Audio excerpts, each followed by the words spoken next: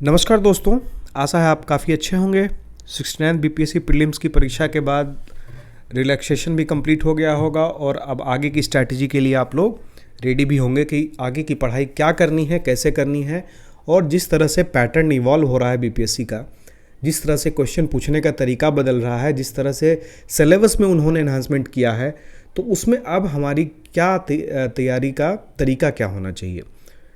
तो देखिए, अभी क्या है कि प्रीलिम्स काफ़ी दूर है, तो आपका फोकस जो होना चाहिए एक होलसम तैयारी की तरफ होना चाहिए। आपका फोकस जो लास्ट मोमेंट 3-4 महीने की तैयारी होती थी लास्ट की, उससे अब आपको ऊपर उठना पड़ेगा और एक ऐसी तैयारी करनी होगी जो कंटिन्यूस 1 साल से चली आ रही हो। कम से कम कहें तो मेंस के लिए 1 साल 4 महीने से चली आ रही होगी और उस समय तक आप इतने कैपेबल रहेंगे कि आप किसी आंसर को काफ़ी अच्छे से लिख सकें, किसी टॉपिक पे आप काफ़ी अच्छे से लिख सकें।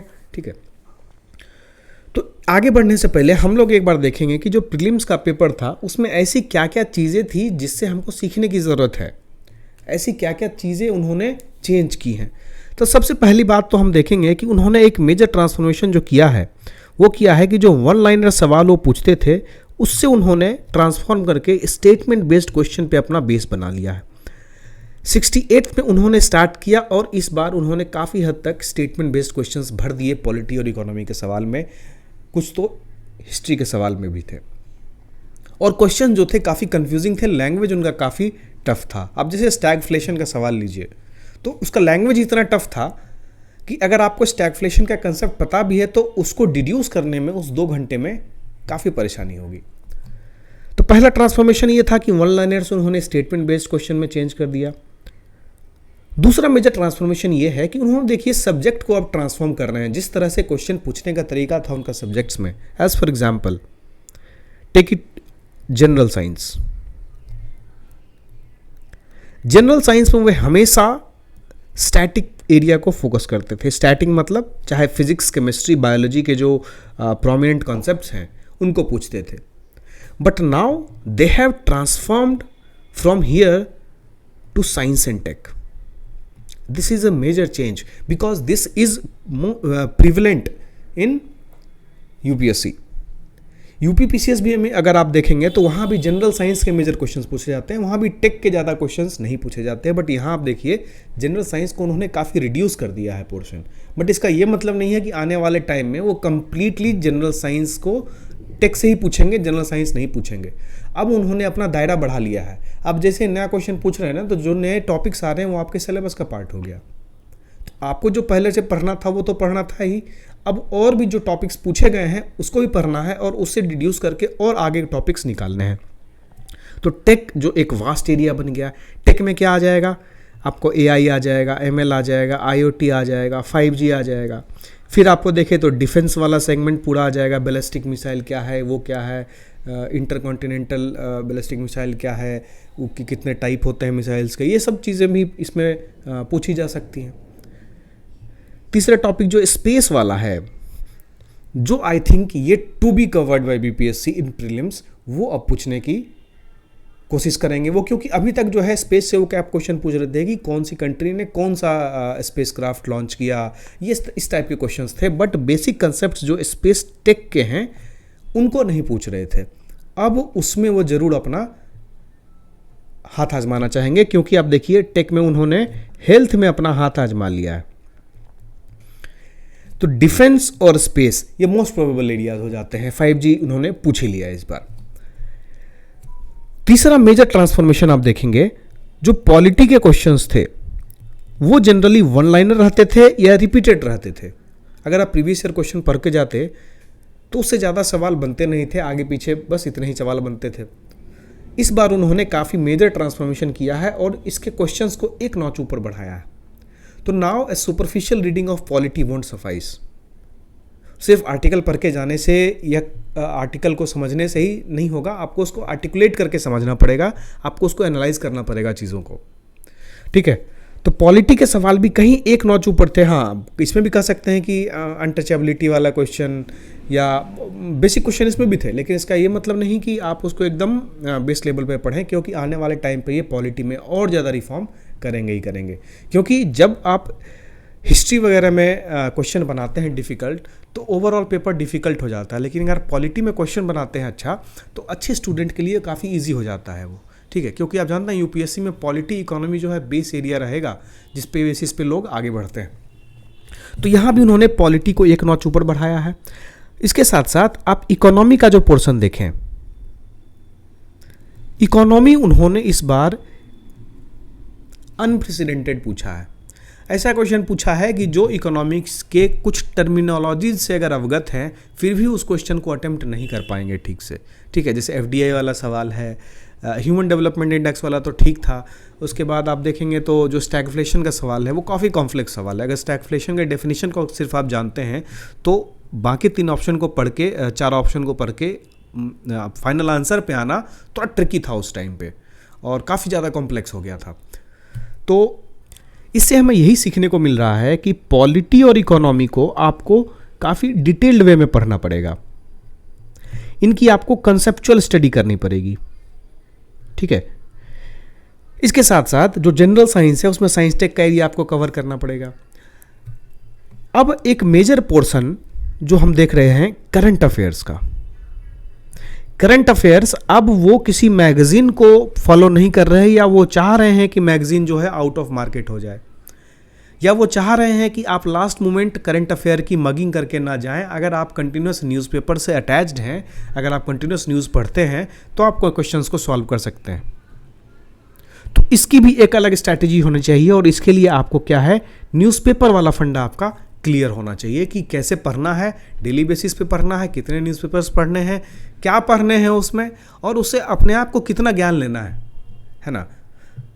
तो ऐसा नहीं कि न्यूज़पेपर आया तो आप सिर्फ स्पोर्ट्स पेज पढ़ के पूरा और ओपिनियन वाला पेज पढ़ के ख़त्म कर दे रहे हैं, ऐसा नहीं होना चाहिए। उसकी भी एक होलसम स्टडी होनी चाहिए। तो ये हमने देखा कि ये सब मेजर ट्रांसफॉर्मेशंस थे इस बार के पेपर में, जिससे हमें सीखने की ज़रूरत है, और जिससे सीख लेके आगे बढ़ने की ज़रूरत है, अपनी स्ट्रैटेजी को रीस्ट्रेटेजाइज करने की ज़रूरत है। तो पहली बात तो आपकी जो पढ़ाई अभी स्टार्ट हुई होगी, आई होप कि आपने अभी मेंस स्टार्ट कर दिया होगा, बिकॉज इस टाइम पे फिर से प्रीलिम्स स्टार्ट करना विल बी ए बेवकूफ़ी वाला टास्क। क्योंकि देखिए अगला एग्ज़ाम जो है आपका करीब सितंबर में है, ठीक है। तो इस 10-11 महीने में आप कंप्लीटली प्रीलिम्स नहीं पढ़ पाएंगे। अगर आप मेंस पढ़ लेते हैं तो क्या होगा कि जो सितंबर के बाद का टाइम रहेगा, 70th बीपीएससी का जो मेंस रहेगा, उसमें आप बिल्कुल परेशान नहीं होंगे और आराम से उसको सेल थ्रू कर सकते हैं। और तरीका भी यही होना चाहिए पढ़ने का कि आप मेंस के प्रीलिम्स के साथ साथ पढ़ते रहें, और हो पॉसिबल हो तो प्रीलिम्स के बाद जो अगला मेंस आ रहा है उस प्रीलिम्स का, उस साइकिल का, जैसे अभी 69th प्रीलिम्स हो गया, आप चाहे इसको कट ऑफ क्लियर कर पा रहे हो या कट ऑफ क्लियर नहीं कर पा रहे हो, आपका टारगेट सिर्फ और सिर्फ मेंस होना चाहिए। As a serious mains student होना चाहिए कि आप क्या है, जो 69th मेंस एग्जामिनेशन है उससे पहले पहले आप इसके सिलेबस को ख़त्म करने की कोशिश करेंगे। इससे आपका फ़ायदा होगा कि देखिए, अगर आप जनवरी से पहले मेंस के सिलेबस को फिनिश करने की कोशिश करते हैं, चाहे हड़बड़ी में ही कर रहे हो, तो आपने एक बार तो फिनिश कर लिया, आप चाहे 2 बार तो आपने फिनिश कर लिया। उसके बाद का जो टाइम है आप कंप्लीट इसमें रिवीजन में लगाएंगे। आप कंप्लीट आपका जो नोट्स होगा वो क्या होगा, उस नोट्स को आप इन्हांसमेंट करेंगे, उस नोट्स में आप करंट अफेयर से माल डालेंगे, तो क्या होगा, और ज़्यादा ट्रांसफॉर्म होगा। तो 70th के टाइम पे जो आपका नोट्स बनेगा मेंस का, that will be wholesome notes, आपको कहीं से कोई हेल्प लेने की ज़रूरत नहीं पड़ेगी। तो इस टाइम पे जो आपका ओरिएंटेशन ऐसा होना चाहिए कि आप मेंस ख़त्म कर लें।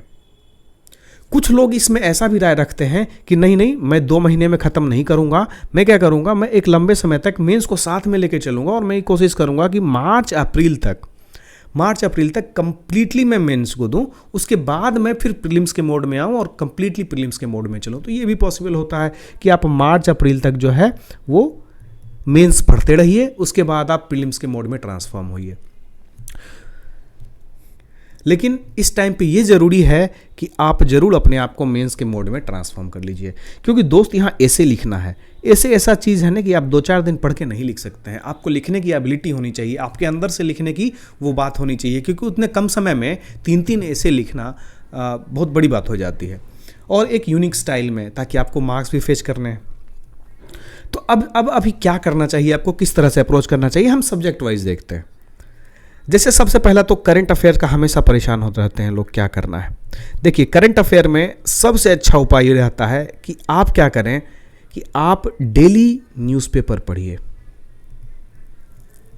डेली न्यूज़पेपर क्या पढ़िए, इसमें आप एरियाज़ को छांटना शुरू करिए कि आपको कौन सा एरिया उसमें ऐसा है जो सिलेबस से मैच करता है। आप बीपीएससी के मेंस के सिलेबस को देखिए, उसे अगर आप देखेंगे जैसे जुडिशरी का पोर्शन है कोई, तो जुडिशरी से कोई न्यूज़ आया, कोलिजियम रिलेटेड ही कोई न्यूज़ आया, आप उसको देखेंगे, आप उसको ध्यान से पढ़ेंगे और रिलेट करने की कोशिश करेंगे। वैसे ही अगर आप देखेंगे कि पॉवर्टी से कोई क्वेश्चन आया, तो पॉवर्टी वाला पार्ट आप देखेंगे, मल्टी डायमेंशनल जो पॉवर्टी इंडेक्स का कोई क्वेश्चन, कोई टॉपिक का कुछ उसमें आर्टिकल आया, तो उस आर्टिकल को आप देखेंगे, उसके बाद आप उसको रिलेट करेंगे अपने स्टैटिक टॉपिक से, ठीक है। तो उससे आपको लिंक मिलेगा कि हमारे सिलेबस के लिए क्यों इंपॉर्टेंट है। तो इस तरह से आप कंटिन्यूस न्यूज़पेपर पढ़ेंगे। न्यूज़पेपर चाहे आप द हिंदू पढ़िए या आप इंडियन एक्सप्रेस पढ़िए। मेरा ये रिकमेंडेशन है कि आप इंडियन एक्सप्रेस पढ़िए, इसके एक्सप्लेन्ड पोर्शन बहुत अच्छे होते हैं। आप सिर्फ इसमें ओपिनियन पेज को ही ना पढ़िए, बल्कि starting from first page to last page आप पढ़िए, और उसमें से जो आर्टिकल्स आपके सिलेबस के लिए उपयोगी हैं वो आपको पता लग जाएगा 2-4 रीडिंग के बाद। तो क्या है, फिर आप उसमें पकड़ने लगेंगे अपने एरियाज़ को, ठीक है। तो आप सिर्फ उन्हीं एरियाज़ को पढ़ेंगे जो आपके लिए इंपॉर्टेंट है, लेकिन आप फर्स्ट से लास्ट तक एक बार ग्लांस जरूर करेंगे, ओपिनियन वाले पेज पे थोड़ा समय देंगे और धीरे धीरे पढ़ेंगे चीज़ों को। और अगर हो सके तो आप इसके ओपिनियन को अपने लैंग्वेज में, जैसे आज कोई आर्टिकल आया, कास्ट सेंसस पे कोई आर्टिकल आया, मनोज झा जी का कोई एक आर्टिकल है कास्ट सेंसस पे, आप उस कास्ट सेंसस के आर्टिकल को क्या करेंगे, आप पढ़ेंगे और अपने शब्दों में उसको लिखने की कोशिश करेंगे। You will try to write in your own words. इस ओन वर्ड्स से लिखने से क्या होगा कि आपकी जो वोकैब है वो पहली तो क्लियर होगी, आपका जो सेंटेंस फ्रेमिंग है वो इंक्रीज होगा। आप आइडिया उनसे ले रहे हैं लेकिन लिख अपना रहे हैं, तो ultimately this will be reflected in your examination also in the essay. तो ये आपको काफ़ी हेल्प करेगा। अगर आप ये हफ्ते में 1 या 2 भी कर पाएँ तो I will suggest must to do it, ठीक है। आप एक कोई एडिटोरियल पढ़ेंगे, उस कंसेप्ट को, उन्हीं के कंसेप्ट को, उन्हीं की सोच को आप अपने शब्दों में लिखने की कोशिश करेंगे। तो इस तरह से आप करंट अफेयर पढ़ेंगे। न्यूज़पेपर में जो इंपॉर्टेंट चीज़ें आ रही हैं आप इसको नोट नहीं करेंगे, नोट करना बहुत क्लमजी हो जाएगा क्योंकि लास्ट मोमेंट रिवीजन हो नहीं पाता न्यूज़पेपर का, आप बस पढ़ के छोड़ देंगे। आप देखेंगे कि न्यूज़पेपर वाले कंटेंट जो है ना, वो आफ्टर 15 डेज वो दे स्टार्ट्स रिपीटिंग। तो वो इतनी बार आपके नज़र के सामने से आएंगे कि नोट्स बनाने की ज़रूरत नहीं है, आपके नज़र के सामने से वो निकलते जाएंगे। तो ज़्यादा आप ये कर सकते हैं कि जो भी इंपॉर्टेंट टॉपिक्स आए, अगर 5 टॉपिक आपने कुछ पढ़ा है, जैसे वर्ल्ड बैंक के बारे में पढ़ा, IMF के बारे में पढ़ा आपने, या WTO के बारे में पढ़ा, कुछ न्यूज़ पढ़ा, तो इनके बारे में जो बेसिक्स है वो आप स्टैटिक में देख लेंगे, ठीक है। ये आप कर सकते हैं और इसको 1-2 बार देखेंगे, तीसरी बार से आपको देखने की ज़रूरत नहीं पड़ेगी। जैसे वो टॉपिक आप देखेंगे आपके नज़र में, तो आपके दिमाग में वो चलने लगेगा, अच्छा इसके बारे में ये हमने पढ़ा था लास्ट टाइम। तो this is all for current affairs. Science tech के लिए आप कैसे करेंगे? अभी साइंस टेक के लिए आप नॉर्मल जो अपना स्टैटिक साइंस पढ़ रहे थे, you will not leave that, this is very important. इसके ऊपर आप टेक्नोलॉजी को बिल्डअप करेंगे, दिस इज़ माई एडवाइस, क्योंकि क्या पता अगली बार वो फिर से जनरल साइंस के टॉपिक को पूछ लें। तो साइंस टेक में आप सबसे पहले स्टैटिक को कवर करेंगे। स्टैटिक को कवर करने का तरीका बहुत सारा है, आप NCERT से कंप्लीटली NCERT पढ़ सकते हैं, ठीक है। आप चाहें तो अगर आप कहीं इनरोल्ड हैं, किसी क्लासेस में इनरोल्ड हैं, तो आप उनके लेक्चर्स को देख सकते हैं, बट आप ये इंश्योर करिए कि उनका लेक्चर जो है वो NCERT बेस्ड ही हो, फालतू ना पढ़ाएं। इसके साथ साथ आप कोई टेक्स्ट बुक भी ले सकते हैं जिससे आपको इन स्टैटिक पोर्शन को कवर करने में हेल्प मिलेगी, बट आपका स्टैटिक पोर्शन कवर करना प्राइम इंपॉर्टेंस होना चाहिए। इस स्टैटिक पोर्शन पे आप टेक का बिल्डअप करेंगे। टेक का बिल्डअप जो करेंगे उसमें काफ़ी सारे टॉपिक्स जो इस बार आए हैं, इसके साथ साथ जो UPSC में आप देखेंगे कुछ प्रोमिनेंट टॉपिक्स होते हैं टेक के जो हमेशा पूछे जाते हैं, तो उन टॉपिक पे भी आप कुछ एक्स्ट्रा नोट्स बना के और उस पर भी पढ़ने की कोशिश करेंगे, ठीक है। आप जहाँ भी पढ़ रहे हो, जहाँ भी क्लास कर रहे हो, प्लीज़ आप ये इंश्योर जरूर करिएगा कि ये टेक के टॉपिक आपको साइंस में ज़रूर करवा दें, बिकॉज अगर ये नहीं पढ़ाया गया तो that will be not worth of, ठीक है। तो साइंस टेक तभी कंप्लीट हो पाएगा जब आप टेक के पोर्शन को अच्छे से कवर करें। उसके बाद आता है आपका पॉलिटी और इकोनॉमी का एरिया। आप पॉलिटी जो है वो मेरी सलाह में आप अब लक्ष्मीकांत को पढ़ना स्टार्ट करिए। पहले मैं प्रीफर नहीं करता था कि लक्ष्मीकांत आप कंप्लीटली पढ़िए बीपीएससी पॉइंट ऑफ व्यू के लिए, लेकिन अभी आपके पास समय है अगर, तो आप लक्ष्मीकांत को पढ़ना शुरू करिए। बट आप ऐसा मत समझिए कि अपने आप को 850-900 पेज की किताब में घुमा देना है, ठीक है। आप टॉपिक देखिए, उस टॉपिक से जो भी सवाल आए हैं प्रीवियस ईयर क्वेश्चन में उसको देखिए, थीम पकड़िए आप, ठीक है। तो थीम पकड़ने से होगा कि बीपीएससी अगर क्वेश्चन टफ भी करती है ना, तो क्वेश्चन पूछने का उनका एरिया वही रहता है। आप देखेंगे प्रेसिडेंट, पार्लियामेंट, ही सब एरिया पूछते हैं वो। तो इन सब एरियाज़ में आप ज़्यादा फोकस करें, बजाय कि आप कॉन्स्टिट्यूशनल नॉन कॉन्स्टिट्यूशनल बॉडीज़ में आप ज़्यादा टाइम दें, ठीक है। तो बोलने का ये मतलब था कि अब लक्ष्मीकांत आप पढ़ें, लेकिन इसमें भी वही एरियाज़ को पढ़ें जो एरियाज़ पूछे जाते हैं। अगर आप इसमें हेल्प ले सकें किसी, जैसे आप कहीं इनरोल्ड हैं, तो आप ये इंश्योर करिए कि वो आपको डीपली पढ़ाए, सिर्फ सुपरफिशियली आर्टिकल्स बता के और छोटी छोटी बातें बता के नहीं निकले। आपको कंसेप्चुअली चीज़ें बताएं, आपको क्या है आर्टिकुलेट करके पॉलिटी को बताएं। सिमिलरली इकोनॉमी के लिए आपको ज़्यादा अंतर तक जाने की ज़रूरत नहीं है, लेकिन जो बेसिक इकोनॉमिक्स है, जो बेसिक एनसीईआरटी की किताब है इकोनॉमिक्स की, वो आप ज़रूर पढ़िए। उसमें जो भी कंसेप्ट दिए हुए हैं, जीडीपी के हो, जीएनपी को, एनएनपी के हो, जो भी हो, और जो भी उसमें टर्मिनोलॉजीज़ हैं, उससे रिलेटेड आप सारी चीज़ों को पढ़ेंगे और आप अपना बेस बिल्डअप करेंगे इकोनॉमी में, because this is very important. और आपको इसमें सेल्फ मेहनत करने की भी ज़रूरत काफ़ी पड़ेगी। साथ साथ अगर आप कहीं कोचिंग में इनरोल्ड हैं या कहीं आप किन्हीं से पढ़ रहे हैं, तो उनको आप रिक्वेस्ट करिए कि जो पॉलिटी और इकोनॉमी है वो आपको डिटेल में बताएं, ठीक है। क्योंकि आने वाला समय जो है और भी हो सकता है उसमें टफ बना दे क्वेश्चन को, तो आप क्या करेंगे। तो आपको हर सिचुएशन के लिए रेडी अगर रहना है, तो उस तरीके से आपको अपने हथियार भी बनाने होंगे। बाकी जो हिस्ट्री एंड ज्योग्राफी है, हिस्ट्री एंड ज्योग्राफी के लिए मेरी राय यही है कि हिस्ट्री में आप ओल्ड एनसीईआरटी को 3-4 बार पढ़िए। ज्योग्राफी में 11-12 की जो किताब है उसको आप पढ़िए, 3 से 4 बार पढ़िए। उसके अगर शॉर्ट नोट्स बना पाइए, शॉर्ट नोट्स बना लीजिए, या फिर अगर किताब को ही पढ़ना आपको ठीक लग रहा है तो किताब को ही पढ़िए। इसमें हिस्ट्री और ज्योग्राफी में मार्क्स लाने के लिए NCERT is more than enough. इससे ज़्यादा आपको पढ़ने की ज़रूरत नहीं है। लेकिन क्या होता है कि उसमें क्या पढ़ना है, बहुत सारे फैक्ट्स रहते हैं, बोरिंग लगता है लोगों को। मेडावल हिस्ट्री जो सतीश चंद्रा की किताब है वो देख के ही लगता है क्या करें, लेकिन यार पढ़ना तो पड़ेगा उसको, है ना, क्योंकि क्या पता आगे मेडावल से वो अपना पोर्शन बढ़ा दें। तो हिस्ट्री और ज्योग्राफी में आप ओल्ड एनसीईआरटी को जरूर आप देखेंगे। ज्योग्राफी में जो हिस्ट्री का ओल्ड एनसीईआरटी आप जरूर देखेंगे। ज्योग्राफी में जो 11-12 की किताब है वो आप ज़रूर देखेंगे। तो ये सब चीज़ें जो मैंने बताई हैं, जो नए तरह से ट्रांसफॉर्मेशन हो रहा है सिलेबस का, जो नए तरीके से टॉपिक्स इंक्लूड किए जा रहे हैं, सब हम अपने नया जो हमारा रेजोनेंस आ रहा है, जो हमारा रेजोनेंस 70 आएगा, इस रेजोनेंस 70 में हम कोशिश कर रहे हैं कि इन सारी फैसेट्स को, इन सारी चीज़ों को इंक्लूड करें। पॉलिटी हम काफ़ी डिटेल से बताएंगे, इकोनॉमी हम काफ़ी डिटेल से बताएंगे। जो हमारा जनरल साइंस का बेस है उसमें नए वीडियोज़ आएंगे, और उन नए वीडियोज़ में टेक के भी एक्स्ट्रा वीडियोज़ आएंगे। और ये कोर्स काफ़ी ट्रांसफॉर्मेटिव वे में अभी सामने आने वाला है। इसके साथ साथ अभी हमारा मेंस का आंसर राइटिंग का भी कोर्स आने वाला है, उसमें भी आप इनरोल कर सकते हैं अगर आप अपने आंसर राइटिंग स्किल्स को और इन्हांस करना चाहते हैं तो। और फिलहाल हमारा दक्ष चल रहा है, जो कि मेंस का जो नॉर्मल लेक्चर्स हैं वो है इसमें इंक्लूडेड हैं, GS1 और GS2 के। इसमें सारे टॉपिक्स को काफ़ी डिटेल में बताया जा रहा है। जो भी बीपीएससी के फोकस्ड एरियाज़ रहते हैं उनको लेके हम इसमें काफ़ी डिटेल से लेक्चर दे रहे हैं। इसके साथ साथ एसए की भी क्लासेस स्टार्ट हो गई हैं, जिसमें मोर देन 40 लेक्चर्स के साथ साथ मॉडल आंसर भी आपको मिलेगा। और जो बिहार स्पेशल प्रोवर्ब्स है उसको उसमें स्पेशली इंक्लूड किया जा रहा है, उसको उस पर स्पेशल फोकस किया जा रहा है। तो मिलते हैं अगले वीडियो में। धन्यवाद।